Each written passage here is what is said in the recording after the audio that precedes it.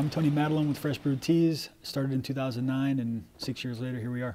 These are some samples to take over to our buddy James Douglas and get some photographs. This is DZ.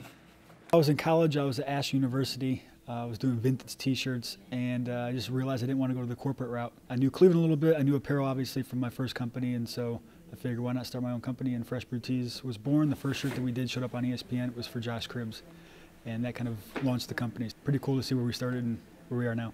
We got to figure out our costs and then send over her costs. We've grown very quickly. A year and a half ago, it was just me. We're in Seattle. We just opened up an operation in LA for custom shoes. We've got a store at the airport. We're opening up another store in the next month. I can't say yet.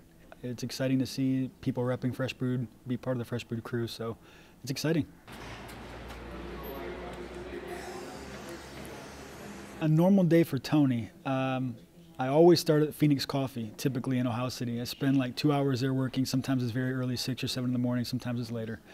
And I usually end up back and forth to the office, either meeting with people, you know, a lot of either the teams or different clients I'm working with. And I end up somewhere for lunch, probably for a lunch meeting, and then back at the office, and then another lunch meeting, a dinner meeting, and then back at the office. I try to spend my time on the lake or doing outdoors events and outdoor things when I'm not working. I go to a lot of the games. I go to most of the Browns games, all the Cavs games, stuff like that. So I am around town. I bike to and from work when it's nice out. So I enjoy the community and stuff like that, but I just spend a lot of my time working. Yeah. We tell them not to wear black, yeah.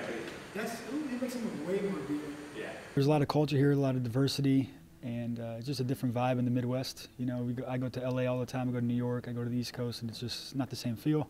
It's also, there's a ton to do here. I'm looking out at the lake, and you've got the skyline here. You've got, you know, great music, great arts, great culture. So, great place to be.